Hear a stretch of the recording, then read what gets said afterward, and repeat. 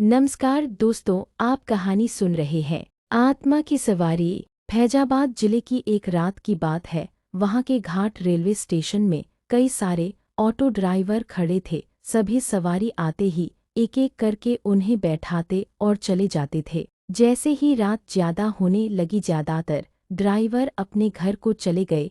उसी रात Durgesh auto driver भी घाट रेलवे स्टेशन पर था। वो भी दूसरे ड्राइवरों की तरह घर जाने ही वाला था। तभी उसे याद आया कि एक पैसेंजर ट्रेन आने वाली है।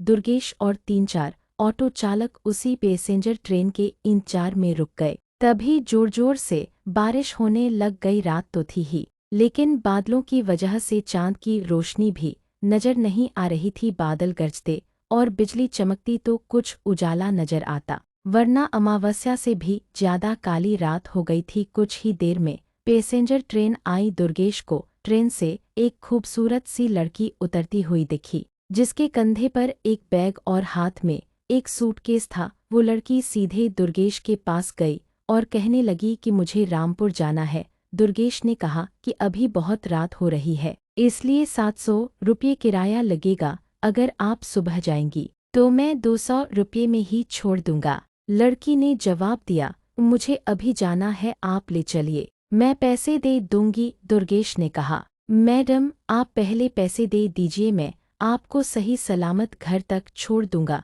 लड़की बोली, अभी मेरे पास सिर्फ 300 रुपये हैं, आप ये रख लीजिए। घर पहुंचते ही आपको बचे हुए 400 रुपये दे दूंगी। इस चैनल पर आपका स्वागत है। कहानी बहुत ही रोचक है। कहानी सुनने से पहले आप चैनल को सब्सक्राइब कर लें। कहानी पसंद आने पर वीडियो को लाइक एवं शेयर जरूर करें। आपका यह सहयोग अमूल्य है। कहानी आगे। इतना सुनते ही दुर्गेश ने कहा, ठीक है मैडम, आप ऑटो में बैठ जाए। कुछ ही देर में दुर्गेश ने उस लड़की को उसके घर के पहुंचा दिया।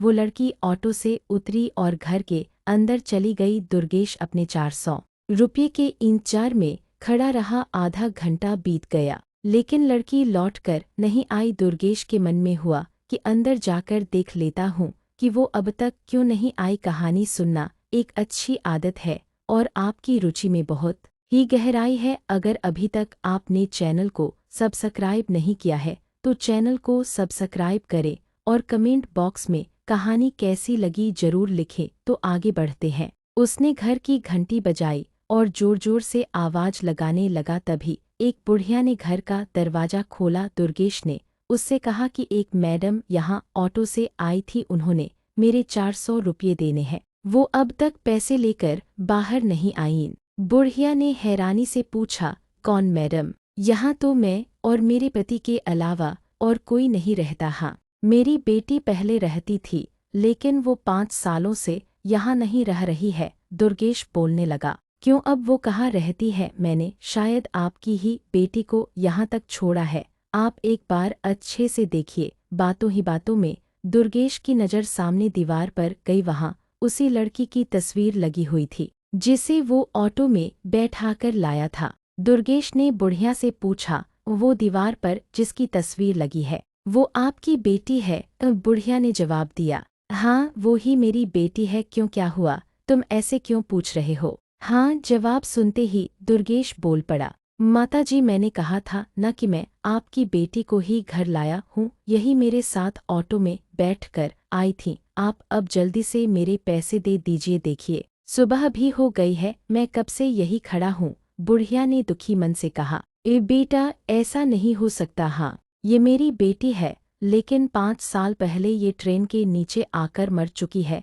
इसे तुम कैसे घर ला सकते हो? ये सुनते ही दुर्गेश के होश उड़ गए। वो तेजी से वहां से भागा। जैसे ही वो ऑटो के पास पहुंचा तो देखा कि उसकी सीट में 400 रुपये रखे हुए थे। उसने वो पैसे भगवान के सामने रखे और मंत्र का जाप करते हुए आगे की ओर बढ़ गया। उसके मन में हुआ कि आज तो सवारी बैठाने और पैसेंजर ट्रेन के लालच में मेरी जान जाते जाते बची है। उस दिन से दुर्गेश ने रात को ऑटो चलाना ही बंद कर दिया।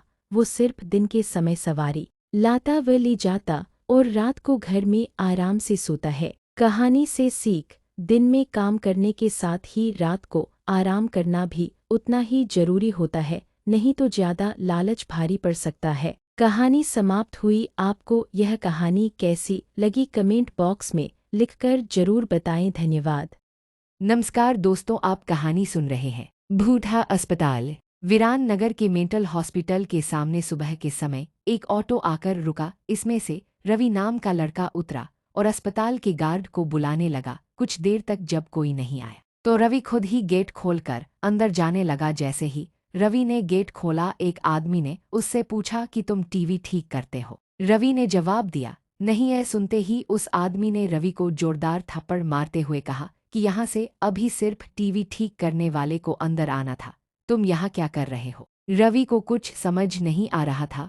थप्पड़ खाने के बाद उसका सिर भी चकराने लगा, लेकिन किसी तरह खुद को संभालते हुए रवि ने कहा कि मैं यहाँ नौकरी के लिए आया हूँ। तभी एक डॉक्टर और उसके साथ 4 कंपाउंडर भी गेट के पास पहुंच गए। उन्होंने थप्पड़ मारने वाले इंसान को पकड़ लिया। डॉक्टर ने कंपाउंडर से कहा कि जाओ, इसे ले जाकर ट्रीटमेंट की तैयारी करो, मैं जल्दी आता हूँ। कंपाउंडर के जाते ही पास खड़ा रवि डॉक्टर के पास गया और कहा कि आज इस अस्पताल में मेरा पहला दिन है, क्या आप मुझे बता सकते हैं कि डॉक्टर पाटिल कहाँ मिलेंगे। डॉक्टर ने जवाब देते हुए कहा कि मैं ही पाटिल हूँ, तुम यहाँ से सीधे जाकर अपना जॉब लेटर ऑफिस में जमा करो और वहाँ से ड्रेस लेकर बगल के कैबिन में आ जाना। रवि थोड़ी ही देर में कंपाउंडर की वर्दी पहनकर डॉक्टर के कैबिन में पहुंच गया। डॉक्टर ने उसे बताया कि जो तुम्हें अभी गेट में मिला था वो पागल है। पिछले 8 दिनों से वो सभी को टीवी बनाने वाला समझ रहा है। फिर जब उसे पता चलता है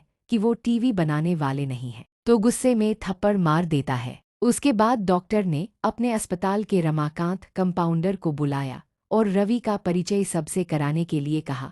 रमाकांत ने कुछ ही देर में रवि से सबको मिलवा दिया और फिर उसे मरीजों के कमरे में ले गया। वहाँ हर कोई कुछ न कुछ अजीब हरकत कर रहा था। कोई दिल टूटने वाली शायरी सुना रहा था तो कोई फिल्मी संगीत गाते हुए डायलॉग मार रहा था। सभी मरीजों को दिखाते हुए रमाकांत ने रवि से कहा कि आज के बाद से तुम्हें इन सारी चीजों को झेलना होगा। इतना कहकर रमाकांत वहां से चला गया। तभी रवि को पता चला कि उसकी नाइट ड्यूटी लगी है। दिन के समय आराम करने के बाद रवि रात को मरीजों की देखरेख में जुट गया। जैसे ही रात के 12 बजे तो सभी का चेहरा डर से पीला पड़ने लगा। हल्ला करने वाले मरीज भी चुपचाप से एक कोने में बैठ गए। यह सब देखकर रवि को बड़ा अजीब लगा। उस दिन नाइट ड्यूटी में मौजूद डॉक्टर से रवि ने पूछा कि आखिर ये सब क्या हो रहा है, सब लोग इतना डर क्यों रहे हैं। डॉक्टर ने जवाब दिया, इस अस्पताल में रात 12 बजे के बाद भूत घूमते हैं। वो सारे भूत इसी अस्पताल के पुराने मरीज हैं जिनकी इलाज के दौरान मौत हो गई थी। तुम संभलकर रहना। रवि को भूतों पर विश्वास बिल्कुल भी नहीं होता था। उसने डॉक्टर की बात को हंसी में टाल दिया और अपना काम करने लगा। उसी रात रवि अकेले बाथरूम जा रहा था। तभी उसे लगा कि कोई उसके पीछे है। मुड़कर देखने पर कोई नहीं दिखा। कुछ देर बाद उसे फिर ऐसा ही महसूस हुआ। रवि ने सोचा कि भूत की बात उसके दिमाग में घूम रही होगी, इसलिए उसे वहम हो रहा है। बाथरूम करके जब रवि बाहर आ रहा था तो उसे शीशे में लिखा हुआ दिखा कि आज तुम पागल हो जाओगे। रवि को लगा कोई उसके साथ मजाक कर रहा है, इसलिए उसने इस बात पर गौर नहीं किया और अपने काम पर लग गया। कुछ देर बाद रवि को एक तेज चीख सुनाई दी। वो दौड़ते हुए आवाज की ओर गया। जैसे ही रवि वहां पहुंचा तो एक पागल ने दरवाजा अंदर से बंद कर दिया। किसी तरह से रवि से उस दरवाजे को खुलवाया। दरवाजा खुलते ही उस पागल ने रवि को हवा में उछालकर गिरा दिया। रवि इतनी जोर से गिरा कि उसकी पीठ में गहरी चोट लग गई। तभी एक जोर की हंसी रवि को सुनाई दी। वही पागल हंसते हुए बोला कि मैंने कहा था न कि आज तू पागल हो जाएगा। रवि ने गुस्से में झल्लाते हुए कहा, पागल आदमी, तूने ये क्या किया? रुक, तुझे अभी बिजली का झटका देता हूँ। पागल ने जवाब दिया, अस्पताल में मिलने वाले बिजली के झटके से ही तो मेरी मौत हुई थी। अब तू क्या मुझे कोई शौक देगा? अब मुझे इनका डर नहीं। कहानी सुनना एक अच्छी आदत है और आपकी रुचि में बहुत ही गहराई है। अगर अभी तक आपने चैनल को सब्सक्राइब नहीं किया है तो चैनल को सब्सक्राइब करें और कमेंट बॉक्स में कहानी कैसी लगी जरूर लिखें। तो आगे बढ़ते हैं। इतना कहते ही उस पागल भूत ने रवि को एक हाथ से पकड़ा और दूसरा हाथ स्विच बोर्ड में डाल दिया। इस तरह से रवि को बिजली का इतना तेज झटका दिया कि उसकी चीखों से पूरा अस्पताल गूंज उठा। रवि की आवाज सुनकर अस्पताल में मौजूद नाइट स्टाफ दौड़ते हुए उस कमरे की तरफ आए। सबको वहां रवि बेहोश हालत में मिला। तुरंत रवि को मरीजों के बेड पर लेटाया।